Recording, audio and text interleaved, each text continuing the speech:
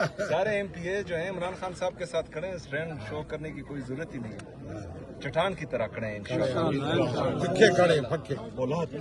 نہیں تو جو عدم اعتماد کی باتیں آ رہی تھی اور آپ کا ہی ایک میسیج وائرل ہوا جو آپ نے کیا کہ ایک جرنیل پارٹی کے اندر ہے، ایک باہر ہے اور 27 ایم پی اے ساتھ ملانے کا دعویٰ کیا جا رہا ہے، یہ آپ کا میسیج ہے، تو یہاں آپ تمام ایم پیز کو ساتھ آپ نے کھڑا کیا ڈیالہ کے باہر، کیا مقصد کیا ہے؟ دیکھیں، عدم اعتماد کی فکر یا حکومت کی فکر اسے ہوتی ہے جو وہ چاہتا ہے، جان بھی چلی جائے۔ عمران خان صاحب کا جو ویژن ہے انشاءاللہ تعالی اس کے مطابق ہم کام کرتے رہیں گے۔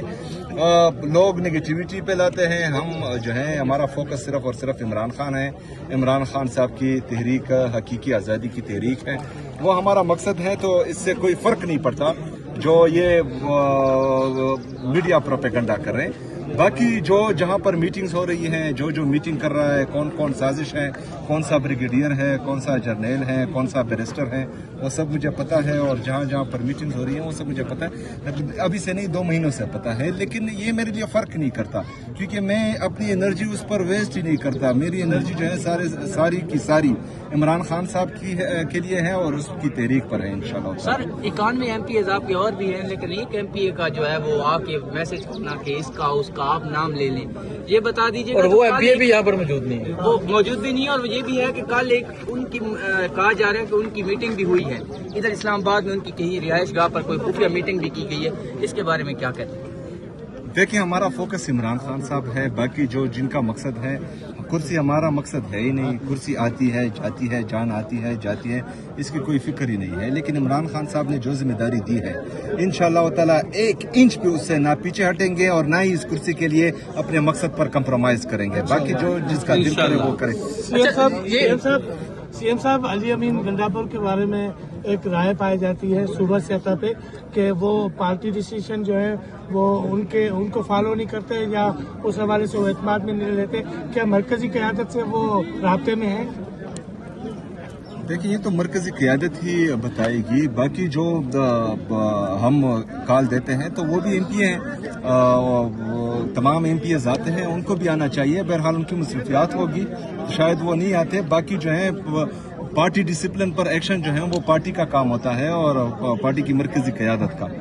تو وہ ان کا ہی کام ہوتا ہے، اس پر میں کچھ نہیں کہہ سکتا۔ افریدی صاحب آج آپ یہاں پہ پہنچے ہیں 3ری دفعہ،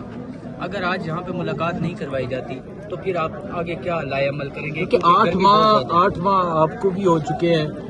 بطور وزیر اعلیٰ، اس کے بعد ملاقات پہ پابندی، عمران خان کو رات کے اندھیروں میں ہاسپٹل لے کر جایا گیا، تو کیا کب تک انتظار کیا جا رہا ہے؟ کیا آپ کا لائے عمل مزید ہو سکتا ہے؟ دیکھیں، پہلی بات تو یہ ہے کہ یہ حکومت جو جعلی حکومت ملک پر مسلط کی گئی ہے،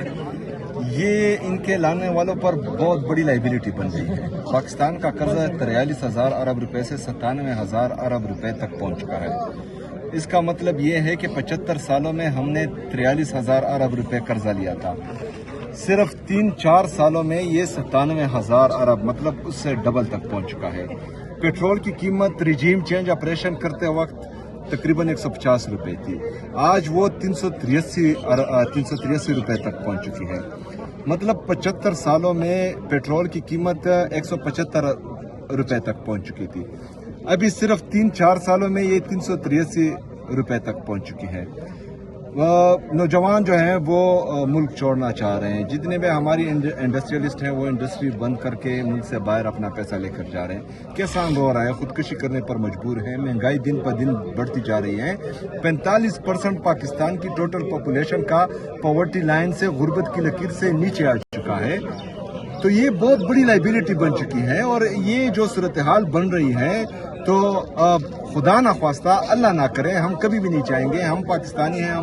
ہمارے لیے سب سے پہلے پاکستان ہے، لیکن جو حالات چل رہے ہیں تو پاکستان کی اکانومی کولیپس کرنے جا رہی ہے یا کر چکی ہے، لیکن اس کے باوجود بھی حکومت کے ساتھ کوئی پالیسی نہیں ہے، نہ جو ہے ان کی انٹرنل کوئی پالیسی ہے، نہ کوئی فورن پالیسی ہے، نہ کوئی اکنامک پالیسی ہے، صرف ان کے ساتھ ایک ہی حل ہے پیسے اکٹھے کرنے کا کہ پیٹرول کی قیمت بڑھا دو اور غریب عوام پر جو ہے اس کا بوجھ ڈال دو۔ تو اس وقت صرف اور صرف پاکستان کو اس دلدل سے نکالنے میں عمران خان صاحب مدد کر سکتے ہیں، باقی پاکستان کی تمام لیڈرشپ جو ابھی حکومت میں ہے یا جو رجیم چینج آپریشن کا حصہ تھے، وہ تمام مکمل فیل ہو چکے ہیں. ابھی جو ہے عمران خان صاحب نے اس ملک کو سنبھالنا ہے اور انشاءاللہ تعالی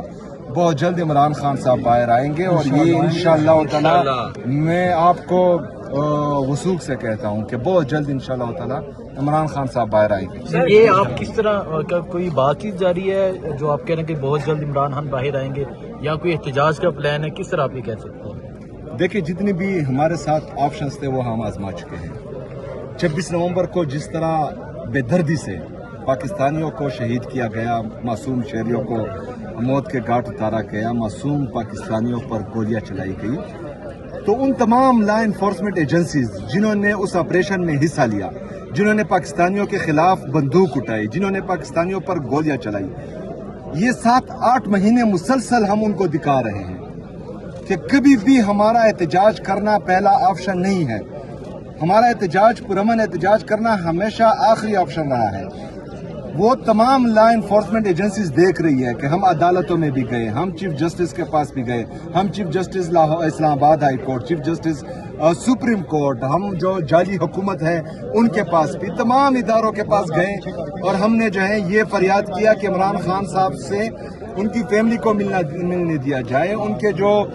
وکیل ہیں ان سے ملنے دیا جائے. لیکن اس کے باوجود بھی وہ سنوائی نہیں ہوئی، نہ کسی کو ملنے دیا گیا، نہ ہماری بات پر غور کیا گیا. تو اس کے بعد لاسٹ آپشن جو ہے وہ احتجاج کا ہے، پرامن احتجاج کا ہے. وہ آپشن ہم ضرور استعمال کریں گے، لیکن لا انفورسمنٹ ایجنسیز جنہوں نے پاکستانیوں کے خلاف بندوق اٹھائی، 26 نومبر کو معصوم لوگوں کو شہید کیا، ان کو بتانا چاہتا ہوں کہ اگر فرض کریں ان تمام جو ہمارے آئینی اور قانونی راستے ہیں ان کو اپنانے کے بعد بھی ہماری کوئی سنوائی نہیں ہوئی اور ہم احتجاج پرامن احتجاج کی طرف جاتے ہیں اور آپ پھر بھی گولیاں چلاتے ہیں، تو آپ سے بڑا بے شرم اور بے غیرت اس دنیا میں کوئی نہیں ہوگا. لیکن وہ آپشن انشاءاللہ تعالی ہم استعمال کریں گے اور ہم اپنی سینے حاضر کریں گے. سہیل صاحب، آپ سے ایک صرف گزارش ہے، کیا آپ اتنی مرتبہ آ چکے ہیں ایز اے وزیر اعلیٰ، میرے خیال میں 20 ٹائم سے زیادہ ہو چکے ہیں، آپ نہیں سمجھتے کہ کوئی اسٹریٹجی چینج کریں گے یہاں آنے کی، احتجاج کرنے کی، یا کے پی اسمبلی کا اجلاس بھی یہاں پہ ہو سکتا ہے؟ نہیں جی، یہ کے پی کی ٹریٹری سے باہر ہے تو یہاں پر کے پی اسمبلی کا اجلاس نہیں ہو سکتا اور انشاءاللہ تعالی اسٹریٹجی چینج کریں گے.